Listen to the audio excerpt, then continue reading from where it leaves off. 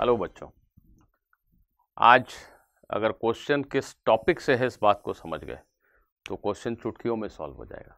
जी हाँ, एक बहुत ही ट्रिकी ऑब्जेक्टिव क्वेश्चन कह सकते हो।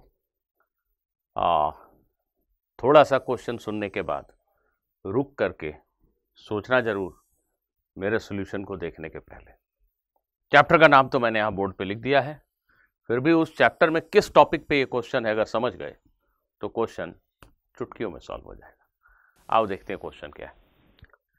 A white piece of chalk is thrown onto a black horizontal board moving at a constant velocity.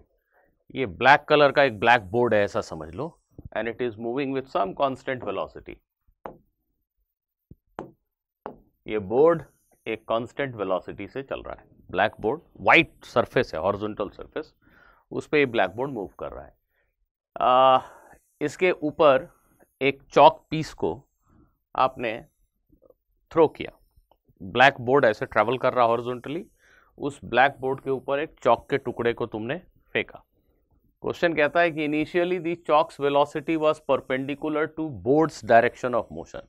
Initially तुमने जो चॉक को वेलोसिटी दी थी वो बोर्ड के डायरेक्शन ऑफ मोशन के परपेंडिकुलर है, जैसा कि इस डायग्राम में साफ साफ दिख रहा है।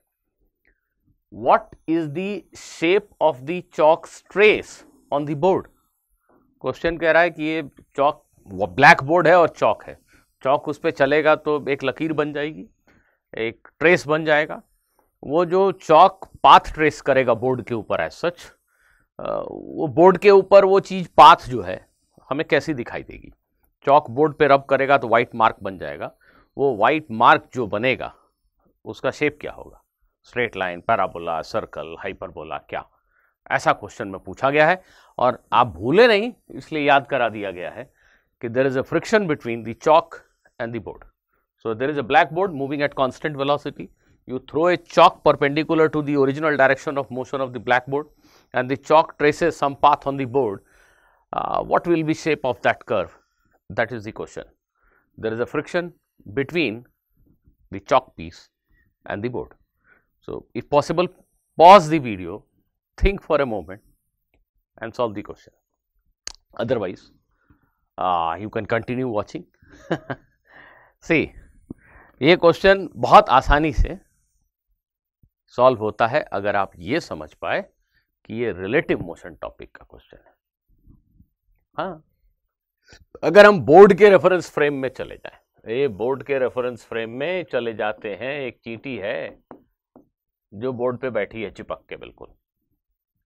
उस चींटी से ये पूछो कि भाई बहन जो भी है, चींटी तुम्हें चॉक की इनिशियल वेलोसिटी क्या दिखाई दी? बोर्ड की वेलोसिटी v, दैट मींस चींटी की वेलोसिटी v, और लेट अस से चॉक की वेलोसिटी परपेंडिकुलर टू बोर्ड जो आपने दी है इट इज u, ऐसा मान लेते हैं कि दिस इज u। तो चींटी को इस चॉक की इनिशियल वेलोसिटी क्या दिखेगी? आई होप एवरीबॉडी नोज कि v को उल्टा कर दो और v और u का वेक्टर सम ले लो, बिकॉज चींटी के रेस्पेक्ट में, दैट मीन्स बोर्ड के रेस्पेक्ट में जो चॉक की वेलोसिटी होगी that will be velocity of chalk minus velocity of board.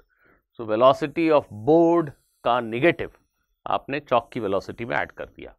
तो initially this particular observer in the reference frame of the board, that is this ant, this चींटी will find that initial velocity of chalk is in this direction, right? This velocity of chalk with respect to the board, with respect to the चींटी, relative velocity. अब भाई friction है तो क्या होगा? Friction है तो क्या होगा? बोर्ड के रेस्पेक्ट में चॉक का पीस ऐसे मूव कर रहा है, अगर बोर्ड के रेस्पेक्ट में चॉक का पीस अगर ऐसे मूव कर रहा है तो नेचुरली फ्रिक्शन जो होगा इसके ठीक ऑपोजिट डायरेक्शन में होगा। देखिए, इनिशियली बोर्ड के रेफरेंस फ्रेम में इस टुकड़े की वेलोसिटी इधर है, चॉक पीस की वेलोसिटी इधर है, उस पर जो फ्रिक्शन एक्ट करेगा वो ऑब्वियसली उसके ऑपोजिट डायरेक्शन में एक्ट करेगा।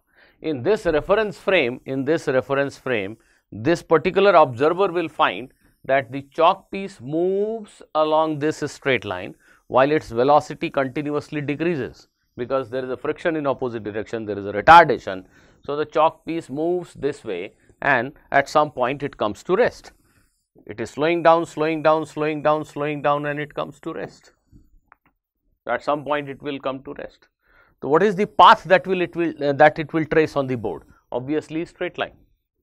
So in the reference frame of the board, the path of the chalk has to be a straight line. Ground पे खड़े आदमी को हो सकता है कुछ कंफ्यूजन हो, पर बोर्ड के रेफरेंस फ्रेम में तो कोई कंफ्यूजन नहीं है. और क्वेश्चन में ही इस बात का हिंट है. क्वेश्चन में क्या पूछा गया है? The trace of the chalk, what will be shape of the trace of the chalk. Chalk board पे जो ट्रेस करेगा उसका शेप बताना है मुझे. चॉक बोर्ड पर जो पाथ ट्रेस करेगा उसका शेप बताना है मुझे. ऐसा क्वेश्चन में नहीं पूछा गया कि ग्राउंड पे खड़े आदमी को चॉक का पाथ क्या दिखेगा. ऐसा नहीं कहा गया. किसी ने नहीं पूछा आपसे कि चॉक का पाथ क्या होगा. बोर्ड के ऊपर चॉक जो ट्रेस करेगा वो चीज कैसी दिखाई देगी, ये पूछा गया. तो बोर्ड के रेफरेंस फ्रेम में जाते ही बहुत सिंपल सा क्वेश्चन है. इनिशियल वेलोसिटी इधर, अगर chalk with respect to board इधर मूव कर रहा है तो friction has to be in opposite direction, isn't it? And it will slow down, slow down, slow down, and it will come to rest in the reference frame of the board. यहां पे chalk रुक जाएगा board के reference frame में. चींटी को दिखेगा कि चॉक रुक गया.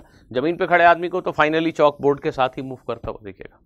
I hope you have understood this solution.